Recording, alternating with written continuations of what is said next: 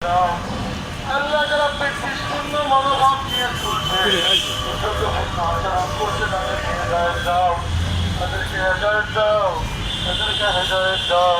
হেদায়েত নসিবে না থাকলে দৃষ্টান্তমূলক ফয়সালা করে দাও।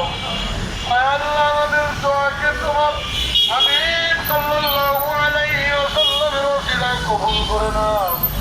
রব্বির রহমহুমা কামা রব্বায়ানি